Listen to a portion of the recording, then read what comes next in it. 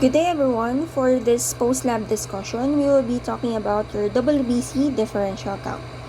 The learning objectives of this discussion and your experiment is for you to be able to identify the different types of white blood cells, for you to be able to perform complete differential count. I hope nakapag-practice kayong magbasa ng mga WBCs ng experiment nyo.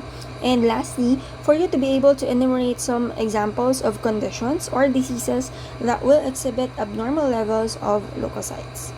So, let's start over by defining first, ano ba si WBC differential count? When we say WBC differential count, this involves the counting and morphologic classification of 100 leukocytes reviewed while using a specific search pattern in a appropriate examination area of the blood film. So, sa definition niya, you could say that ang binibilang nating leukocyte ay ilan? 100 na leukocytes or WBCs. And then we use a specific pattern that we'll be discussing later on for you to be able to check your blood film. So, in that case, ang specimen of choice natin kapag diff count ay blood film or your peripheral blood smear.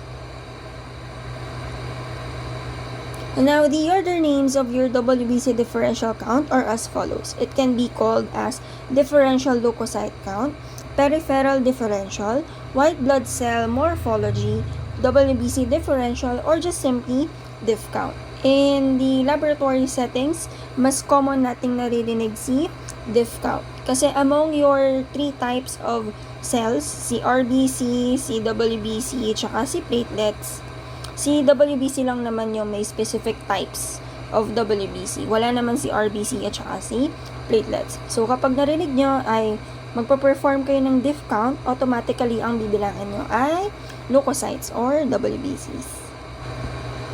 Thus, the formal name of WBC differential count is white blood cell count differential. Again guys, iba ang WBC count sa WBC differential count. So please take note whenever you answer your questions or whenever you answer questions in your quizzes and your exams. Kasi baka malito kayo ano si WBC count tsaka sino si WBC differential count. Okay? Now, what's the main purpose of performing your WBC differential count?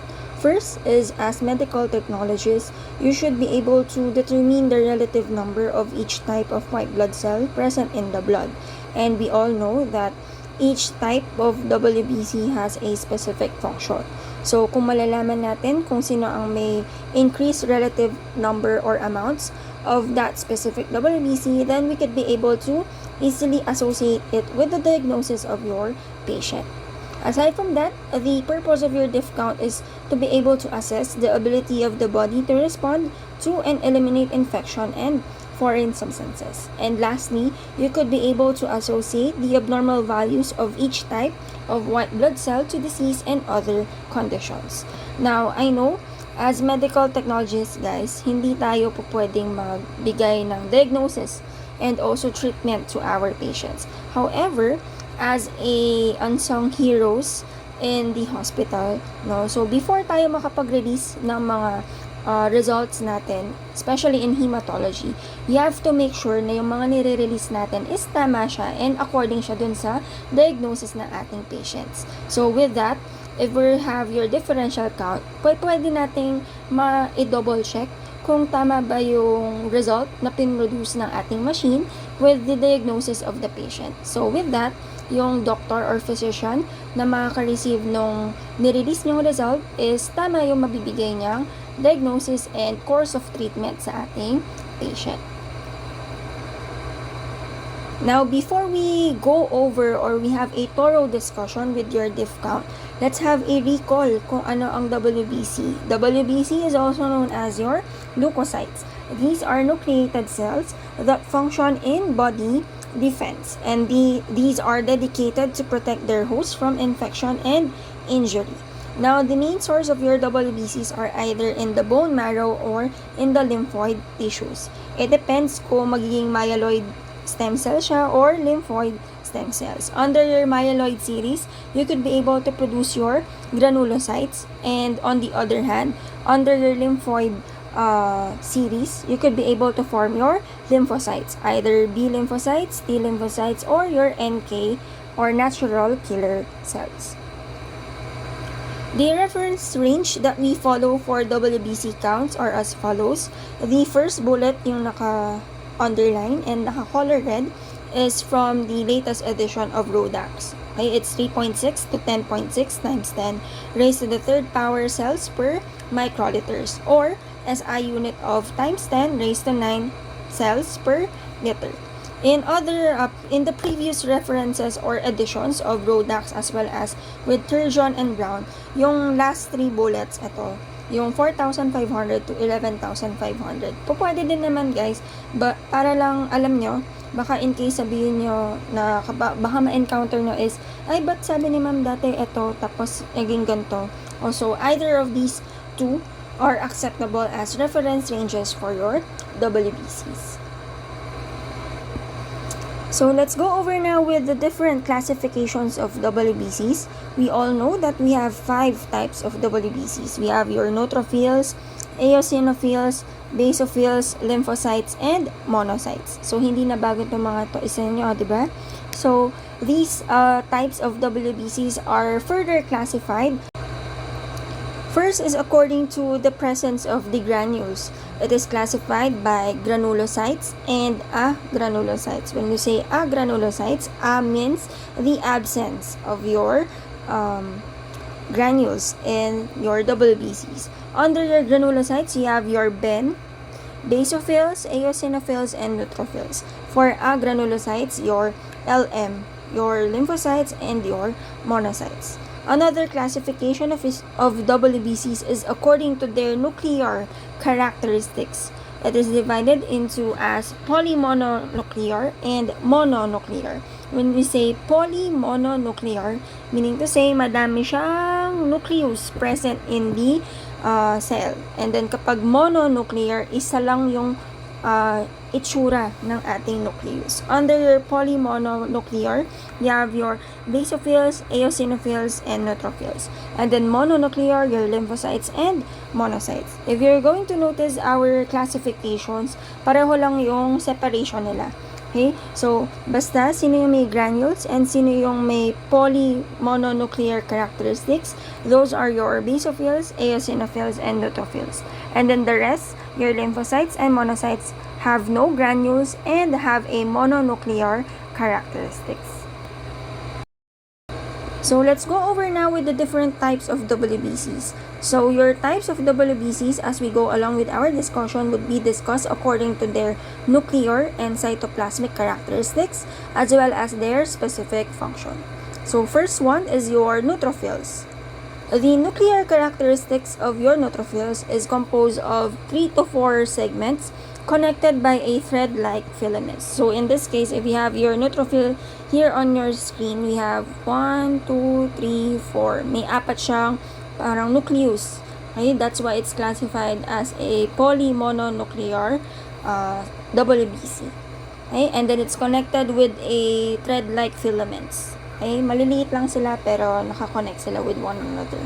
Next, its cytoplasmic characteristic, once stained, has a color of pink to tan with violet or lilac granules. Again, anong kulay ng granules niya?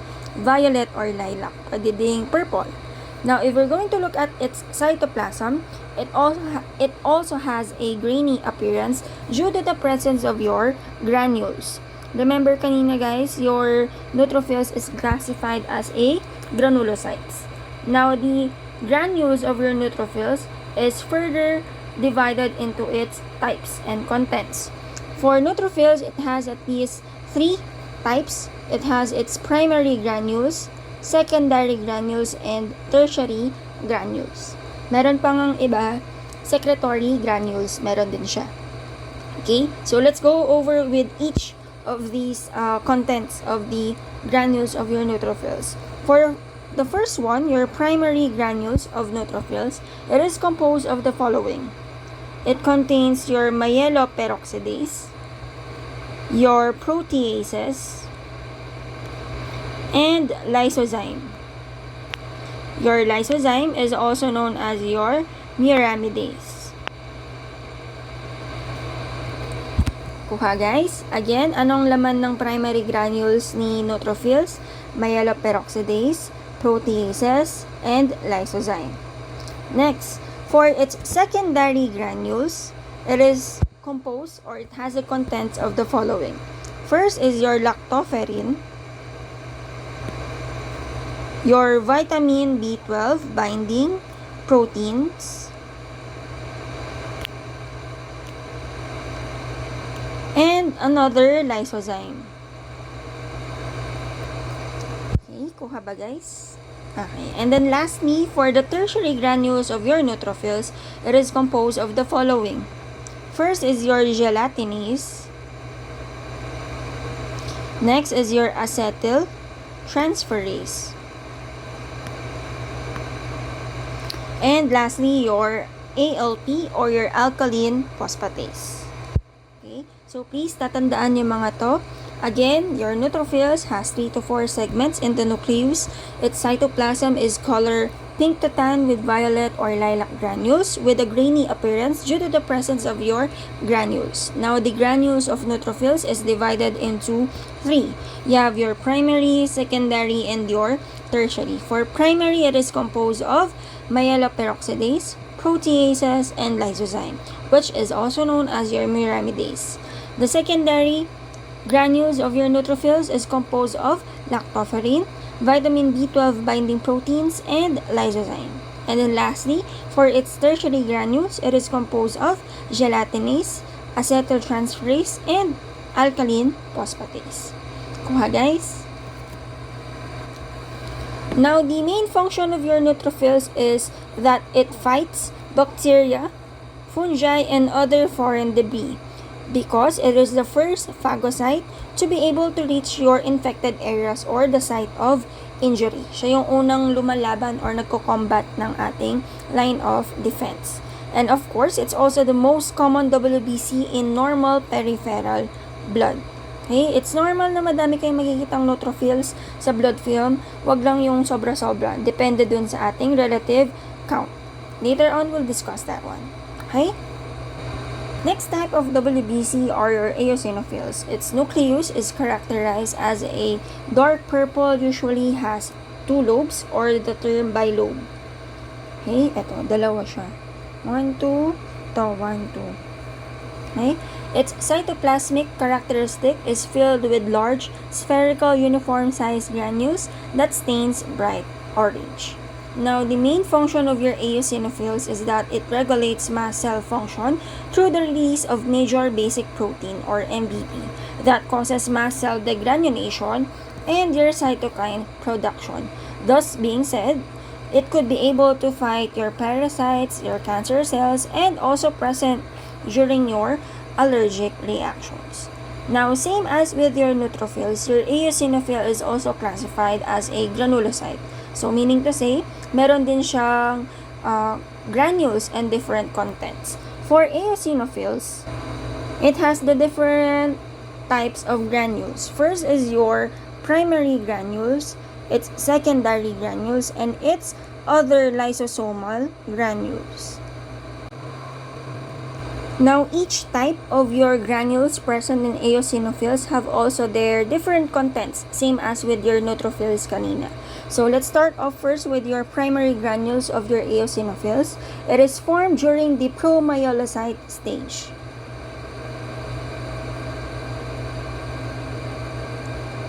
And it is able to produce your commonly associated crystal, which is known as your Charcot-Leyden crystals. Okay? Tatandaan to because later on, i-discuss further natin si Charcot-Leyden crystals. But for now, let's proceed now with its secondary granules. Now, the secondary granules of your eosinophils are formed throughout the remaining maturation of your eosinophils. And it's composed of a lot of contents. So, I'll just be mentioning a few of them. So, can you just check the references? Especially, I think this is in Rodax. No? Some of the contents of your secondary granules of eosinophils are your major basic protein or your MBP that is also composed of your lysozyme, your catalase, your beta-glucuronidase, Hindi ako nag-iisip na ng spelling, guys. Okay? It's also composed of your interleukins 2, 4, and 5. Okay? O, dagdag na din natin si interleukin 6. Okay? So, these are just some of the contents that are present in the secondary granules of eosinophils. Madami pa yan, no, guys. So, can you just check it in the references. Okay? And then lastly, there are also other lysosomal granules present in your eosinophils, and these are the following. You have your acid phosphatase, your catalase, your elastase, and your eosinophilic cationic protein. Okay, so can you please remember, same with neutrophils, your eosinophils also has its different granules and types. It has its primary granules composed of charcot-laden crystals, which is formed during the promyelocyte stage of eosinophils. Further maturation further produces your secondary granules, which is composed of your major basic protein or MBP, lysozyme, catalase, beta-glucuronidase, and your interleukins 2, 4, 5, and 6. And then it also has other small lysosomal granules such as your acid phosphatase, catalase, elastase, and eosinophilic cationic protein. Now, going back with your primary granules, di ba kanina si charcot-laden crystals? So, let's further discuss what are charcot-laden crystals. I think narinig na to in the previous subjects that you have already encountered. Okay? When we say charcot-laden crystals, these are eosinophilic promyelocytes that can be identified cytochemically due to the presence of these crystals. And this crystals is primarily composed of phospholipase. Okay? Again, your charcot-laden crystals are formed during the promyelocyte stage of your eosinophils, and this can be cytochemically determined due to the presence of these crystals. This is composed of your lysophospholipase. Okay? These are, once it is stained, it is a hexagonal bipyramidal crystals, and it's also seen in stool due to breakdown of eosinophils due to parasitic infection. If you remember kanina yung specific function ni eosinophils, sino fina-fight off niya? Fina-fight off niya yung parasites, allergic reactions. So, in stool examination, it would be normally observed the presence of your charcot-laden crystals kasi nga merong parasitic infection si patient. Third type of WBCs are your basophils. Its nuclear characteristics is that it is hard to see due to the overlaying of the granules. And generally, this is a unsegmented and bilobe type of nucleus. Okay, so medyo deformed yung ating nucleus for basophils. Basta super violet nung WBC na yon, more likely it is a basophil. Now, its cytoplasm is composed of a densely stained dark violet to purple-black granules. So, uneven and varied sizes. Okay, basta sobrang itim, sobrang purplish, more likely it's a basophil. Now, the main function of your basophil is that it is believed to have minor roles in allergic inflammation due to the presence of immunoglobulin E or IgE receptors that releases granules. Okay, so more on the allergic reactions tayo for basophils. And just like with the other two granulocytes, your basophil is also classified as a granulocyte. So, meaning meron din siyang granules. Now, ano ang content ng granules ni basophils? Meron tayong 4. 1, 2, 3, 4. The first content of your basophil granules is your histamine. Ay, kaya nga siya pinaniniwala ang nagre-react sa mga allergic reactions kasi meron siyang histamine. Aside from that, it also has the presence of your interleukin 4 and interleukin 14. And lastly, it is also composed of your chondroitin sulfates. Okay, tandaan niyo mga yan.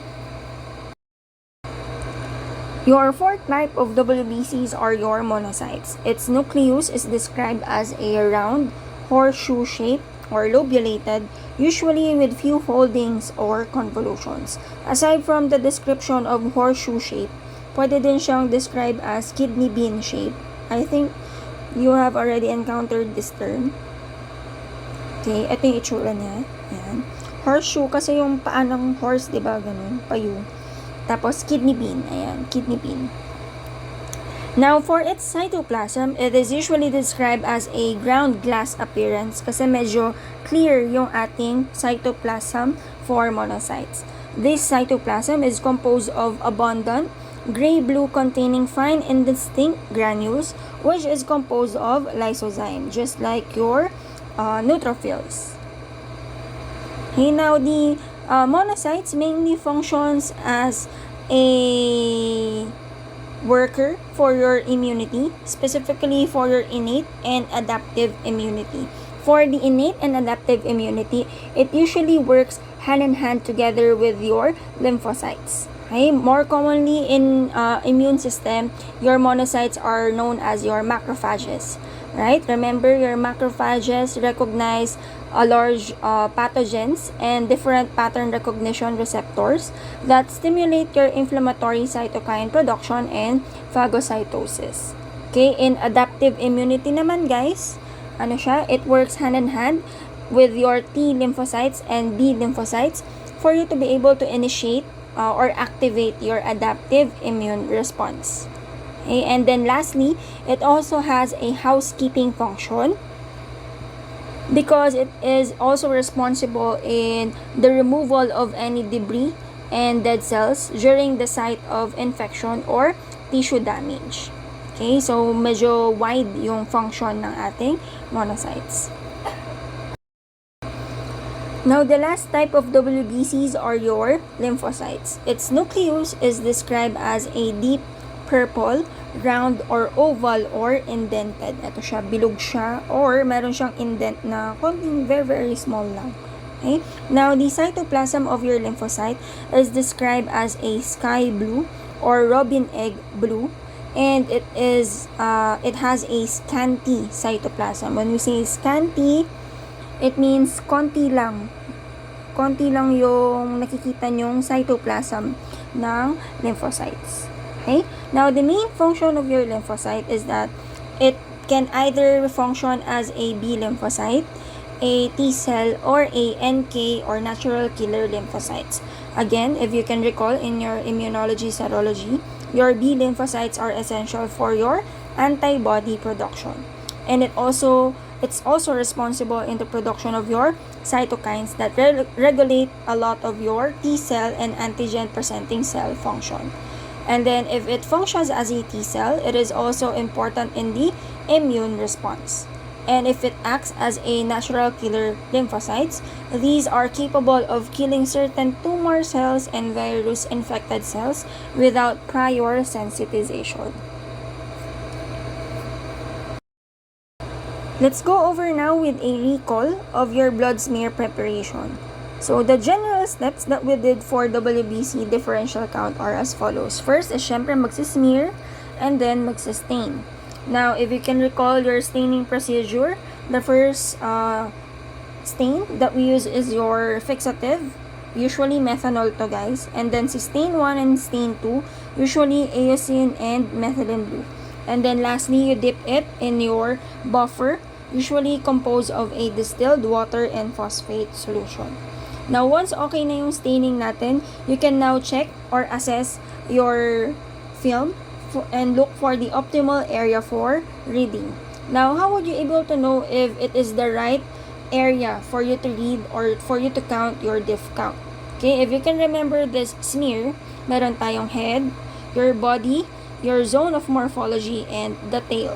Okay, you do not read on the body and also on the head because your RBCs are overlapping with one another. You cannot also count in the tail part because your cells naman are very few naman or too low to count and not ideal for you to count your WBCs. So the area that is optimal for you to read your diff counts are in the between your body and between the tail. Okay, tatandaan yon. So, for you to assess the optimal area for reading, again, it is between the thick or the body and the feathery edge. Hindi pwede sa body, hindi pwede sa tail. Dapat dun sa gitna nila. Okay? Ito yung optimal place. And then, going here, syempre malaki to, no? So, kailangan i-double check nyo pa din. Make sure that the RBCs that you could be able to see under the microscope are uniformly and singly distributed, or it has a monolayer area. Example is this one on the screen. If nakikita nyo na yung mga RBCs na meron na silang spaces from one another, okay, meron mga konting mga magkakadikit pero kukunti na lang sila. And you could be able or easily recognize your WBCs. Then, that's one indication that you are in the right area for reading. Okay? There are no overlapping cells, and of course, your RBCs have a central pallor. Central pallor, example, are this one. Okay? Kapag kasi wala silang central pallor, guys, then that means you are either in the body or in the head part of your smear. Okay? Basta yung assessment, again, you check, it should be between the thick and the feathery edge. Your RBCs are uniformly and singly distributed. There are few touching or overlapping cells, and your RBCs have a central pallor. So, ito yung sinasabi ko kanina, guys, no? Ito yung head, ito yung body, tapos ito yung tail. Okay? Kapag dito ka nagbasa, makikita nyo ganito yung mga RBCs nyo. Kapag ganun yung itsura ng RBCs nyo, then it's not the ideal part or optimal area for you to read. Kapag naman nasa body ka, in some cases naman, nakakoncentrate yung mga neutrophils or the other types of WBCs. So, the right or optimal area is dapat between your body and the feathery edge. Now, let's go over now with the different types of films for you to be able to prepare your blood smears. We have 3 types: your manual wedge technique, your cover slip technique, and your automated slide making and staining. For the manual wedge technique, ito yung ginagawa natin sa laboratory, and this is the most convenient and commonly used type of method for you to create your blood smears. Ang components niya, meron kayong dalawang clean glass slides. The other slide is functions as a pusher or spreader slide, and then the other one is your film slide. Okay? And then the other method or technique is your cover slip technique. This is not commonly encountered in hematology. It's usually encountered in bone marrow aspirates o kaya sa CSF kasi kukunti lang yung specimen na meron tayo. Okay, it involves 2 cover slips. So, maglalagay ng specimen in the middle of the cover slip, the first cover slip, and then after nun, magpapatong ulit ng isa pang cover slip, and then isa slide. Tapos, eto na nun yung blood smear or smear nyo for aspirates. And then the last technique is your automated slide making and staining, which is sana all, no? Kaso, we're in a third world country, so hindi common ang automated slide making sa atin. So, manual wedge technique pa din tayo, guys. Okay? Let's go over now with the different scanning methods or patterns that is used in blood smear whenever we scan your diff count. The first type is your cross-sectional or crenellation. Ito yung most commonly encountered scanning pattern natin, wherein you start in the tail. Again, guys, kapag nag-read kayo or nagsascan, from tail towards the head. Okay? So, in this case, in crenellation or cross-sectional, you start over with the tail, and then you read with the horizontal line, and then pababa, and then move again horizontally, and then up, and then horizontal, and then down, and then horizontal, then up, and then so on and so forth until you'll be able to reach the desired number of cells that you are counting for. Okay? This is the most common scanning pattern that we use in hematology. Next, we have your longitudinal scanning pattern or method wherein you use from the tail towards the head. Horizontal lang kayo nagbabasa. From dito, bilog, one view here, and then pag nabasa na ulit, you move horizontally, and then you get another, and then you count until such you'll be able to count 100 WBCs. Okay? That's longitudinal. And then lastly, your battlement or serpentine scanning pattern or method. The battlement or serpentine method is the optimal or the correct pattern for you to use whenever you're doing the differential count. Now, it's quite similar with your cross-sectional or crenellation. It's just that may specific number of fields lang yung pwede niyang gamitin before you go over with the next direction. Okay, unlike kay cross-sectional, si cross-sectional, bahala ka sa buhay mo kung gusto mong horizontal, tas fill mo ng bumaba, and then you'll go down. Unlike with battlement, it follows a certain number of fields. Paano yun? Starting from the tail, the horizontal area only lets you count for 3 fields. So, meaning to say, kakount ka ng isang field, and then move, and then move. And then, after reading 3 fields, you go down, and you can only read for 2 fields. 1, 2. Okay? And then, you go over again horizontally by counting 2 fields. 1, 2. And then, pataas ulit. You count 2 fields. 1, 2. And then, kapag nasa taas na kayo ulit, you count 3 fields. 1, 2, 3. Gets ba, guys? Ulit. In your battlement or serpentine, it is similar with your cross-sectional or crenellation. It's just that it follows a certain number of fields before you go over with the next direction. So, in this case, you start with the tail, reading 3 fields. 1, 2, 3, and then baba by reading 2 fields. 1, 2. And then usog ulit. 1, 2. And then taas. 1, 2. And then 1, 2. 1, 2. Hanggang sa makabilang na kayo ng 100 leukocytes. And then you stop with that. This is your battlement or serpentine method. Gets ba, guys? Again, we have 3 types of scanning methods. Your cross-sectional, your longitudinal, and your battlement. So, ayan. Dito na tayo sa differential count. Okay, ano ang general steps natin? So, we count and identify WBC and their types using your WBC tally counter. Okay? Marunong naman gumamit ng tally counter? Yes, yes. Now, each each type of WBC has its certain press or buttons, and you stop counting once you reach a total of 100 cells. So, again, our scanning pattern is battlement or serpentine. And then you do the battlement until you reach 100 white cells. And then you stop. And then that's the time for you to compute now for the relative and absolute counts. Dito na tayo sa bilangan ng differential count. Okay? So, let's assume we have 4 fields. So, try natin i-assess tong 4 na to. So, we have your field 1, field 2, field 3, and field 4.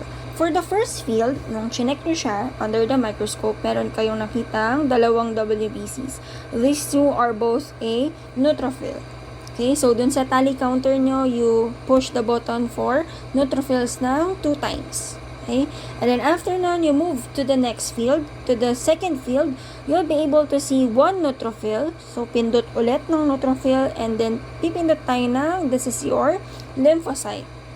Okay, and then next, you go over with the third field that you have. You'll be able to see at least 1, 2, 3 neutrophils. Tama? Neutrophils sila. Yes. Okay, and then next, susunod na field, we have your may 3 tayong WBCs. These are your neutrophil, eosinophil, and this is your basophil. Okay, and then so on and so forth hanggang sa lipat kayo ng fields hanggang sa matapos niyo yung 100 counts ng WBCs. Okay? Now, assuming nakapag-count na tayo ng 100, ito na yung nakuha natin. Okay? May nakita tayong 76 na neutrophils, 20 na eosinophil, 2 basophil, isang monocyte at isang lymphocyte. That totals for 100. Now, after counting a total of 100 WBCs, now each type of WBC that you have counted then is now called as your relative differential. And these relative differential counts are expressed in percent. So, itong lahat na to, percent ang expression. Okay? Or unit nila. So, meaning to say, sa field or the smear that you have checked, meron siyang 76% composed of neutrophils, 20% na eosinophil, 2% na basophil, 1% na monocyte, and 1% of lymphocytes. Okay? Again, these are known as your relative differential counts. Now, these relative differential counts have a specific reference ranges. So, kindly please remember them. Each type of WBC have their own reference ranges for relative differential counts. So, nilagay natin dito sa gilid yung nakuha nating count kanina. So, assuming it's 76, so this is quite increased. So, meaning to say, based on our reference range, the patient has increased number of neutrophils, which is known as your neutrophilia. Kapag decrease naman, neutropenia. Okay? Now, in the other hand, the patient also has lymphopenia because it has decreased amounts of lymphocytes according to our reference range. And then, si monocytes, 1. So, meron siyang slight monocytopenia, although hindi naman kasi common talaga si monocytes. Okay? And then for eosinophils, ayun, you could be able to see that it has high number or relative differential count for eosinophils. So the patient has eosinophilia. And then basophils is in normal range, which is 0 to 2. So based on our count a while ago, we can say that the patient may have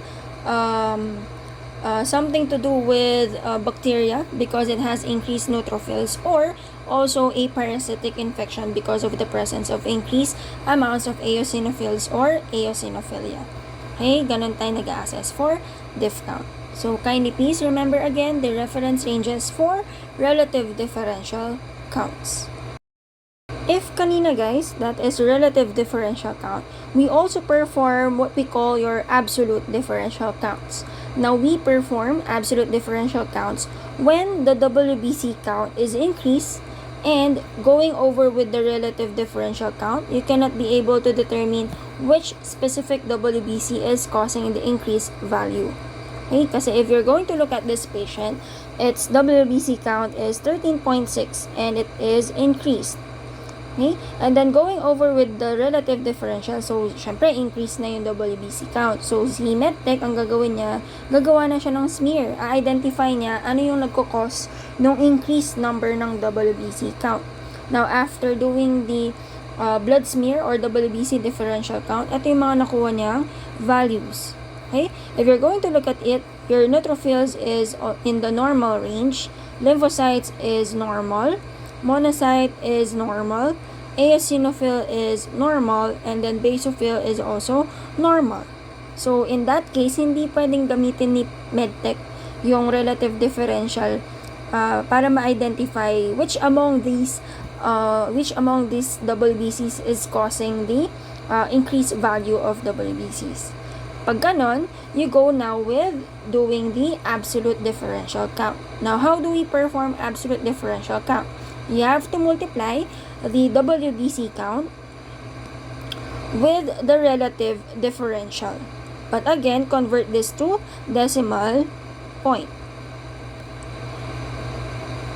Okay? Paano yun, ma'am? Absolute is equal to WBC count, multiply it with the relative differential.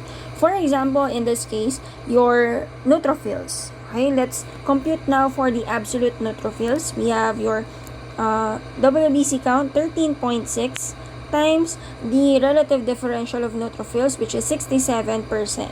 So since it's in percent, you have to convert it first to decimal point. So magiging siyang 0.67. So getting this, you'll be able to get an answer of 9.1. Okay, and then you compute with the other WBCs. In our case, your absolute lymphocytes is 13.6 times 0.26, you'll be able to get 3.5. And then for monocytes, you have 13.6 times 0.03. You'll be able to get 0.4. Okay? Si eosinophils and basophils, hindi natin masyadong papansinin kasi normally few amounts lang naman talaga siya. And since it's within the normal range, you can already opt not to compute for it anymore. Now, based on the reference ranges for absolute differential, you'll be able to see that sino ang increase? Si absolute neutrophils. Because the range for absolute neutrophils is within 2.4 to 8.2 times 10 raised to 9 per liter. However, our answer is 9.1, so meaning increase siya. Okay? Now, for the absolute lymphocytes, it's within the normal range. So, meaning hindi lymphocytes yung nagkakos ng increased amounts of WBCs. And then, for monocytes, again, it's normal. Kasi the reference range is 0.1 to 1.2 times 10 raised to 9 per liter. So, in this case, this patient, we could be able to say that the patient has leukocytosis with absolute neutrophilia. Again, the patient has leukocytosis kasi increased WBCs with, anong reason bakit siya may leukocytosis? With absolute neutrophilia. Paano natin na-conclude si absolute neutrophilia? Because of the absolute differential count. Gets po? So, in that case, guys, medyo dumadami na ang ating mga reference ranges for differential counts. Kindly please remember the reference ranges for absolute differential counts. Iba ang reference range kay relative at saka kay absolute, ha guys?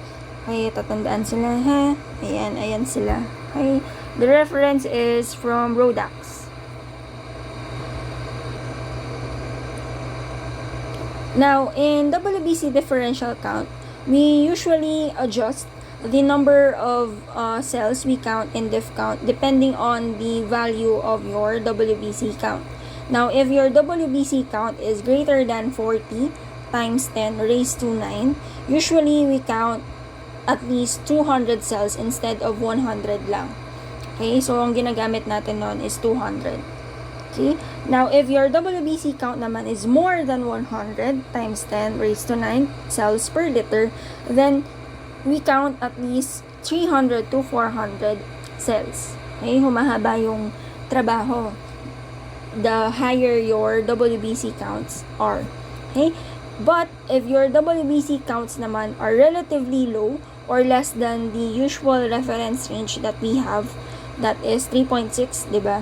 If it's less than that, we usually reduce the number of the cells we do for diff count, and we only count for 50 cells, and that is multiplied to 2 so that we could be able to get 100. However, this method is quite inaccurate.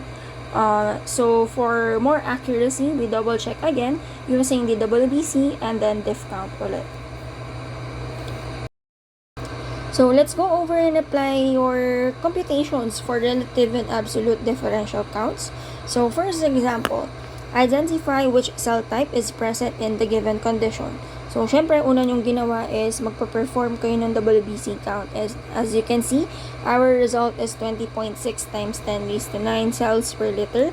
That is an increased number of WBCs. So therefore, the patient has leukocytosis. Okay, now look the specific cell type that makes the reason why your WBC is increased. Okay, so now you perform your differential count. After doing differential count, here are your relative differential counts. 70% for neutrophils, 23% for eosinophil, 1% for basophil, and then 4% monocyte, 2% for lymphocytes. Going over with the reference ranges for your relative differential counts. For neutrophils, it is 50 to 70. So, normal siya. Your eosinophils is 1 to 3%. So, this is increased. And then your basophils are 0 to 2%. So, normal. Your monocytes is 2 to 11. Tama ba yan? So, normal. And then your lymphocytes is siya si 18 to 42. This is decreased.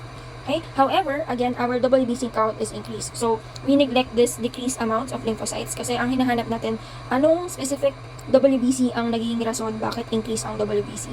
So, based on our relative differential count, we could be able to conclude that there is increased number of eosinophils.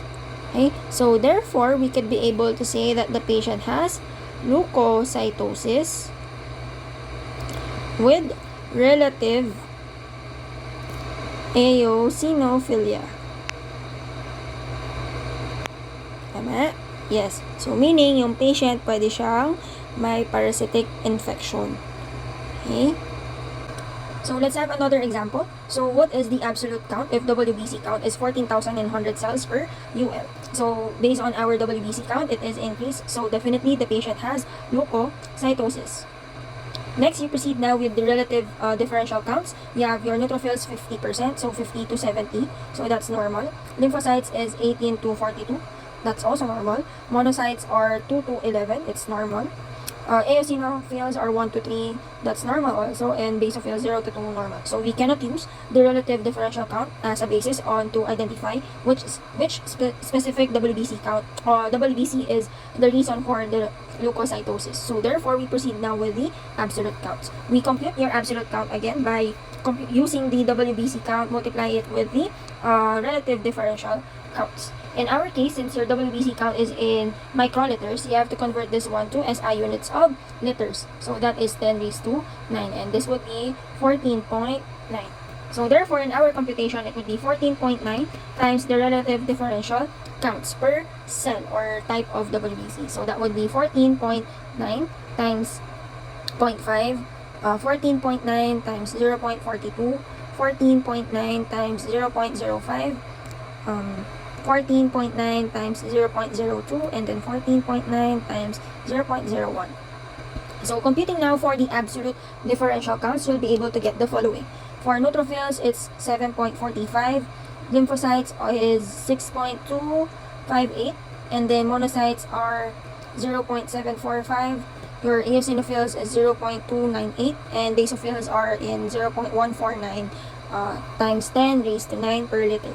So, based on our absolute counts computations, we could definitely say that on neutrophils, based on the reference ranges that we have discussed a while ago, your neutrophils is within the reference range kasi it's 1.7 to 7.5, so it's not neutrophils. Lymphocytes, it's 1.0 to 3.2, so I think we have found the answer. Next, pero just to double check, monocytes is 0.1 to 1.3, so this is normal, so it's not.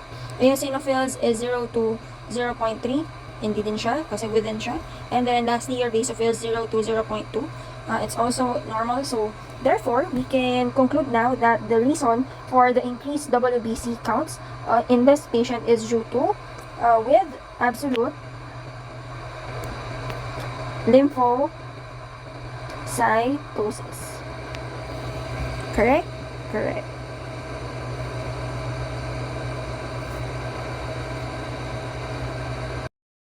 So let's have the last example. Identify which cell type causes the abnormal WBC count. What is the most probable disease of the patient and site conditions associated on the given test results. So definitely, as you can see on the WBC count of the patient, it has increased WBC. So the patient has leukocytosis.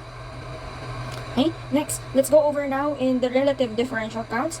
For neutrophils, 50 to 70, so this is normal. The lymphocytes is 18 to 42, so this is again normal. Basophil 0 to 2, normal. Monocyte 2 to 11, normal. And then eosinophil 1 to 3, normal. So we cannot use, again, the relative differential count as a basis to determine which specific cell type is causing the increased WBC count. So we proceed now with the absolute differential count. Okay, so in this case, we have 15.6 times 0.69, 15.6 times 0.2, 15.6 times 0.01, 15.6 times 0.08, and then 15.6 times 0.02. And you will be able to get the values of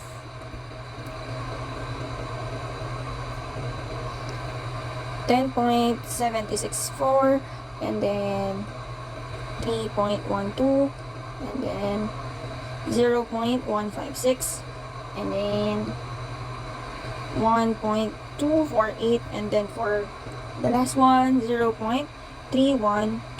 Now, going over with the reference ranges for absolute differential counts, for neutrophils, it is definitely increased. Your lymphocytes, it's 1.0 to 3.2, so normal. Basophils is 0 to 0.2, normal. Monocyte are 0.1 to 1.3, normal. And then eosinophils 0 to 0.3, normal. So therefore, based on our absolute differential count, we can now conclude that the reason why the patient has leukocytosis is because of the absolute neutrophilia. Okay, so again, anong tinatanong niya? Identify which cell type causes the abnormal WBC. That is the neutrophils. Next, what is the most probable disease of the patient? So you now think of conditions that can be associated with neutrophilia. And those are your bacterial infections, anemia, ano pa ba? Appendicitis, myelogenous leukemia, and other fungal infections. Okay, ganun tayo mag-compute for this one.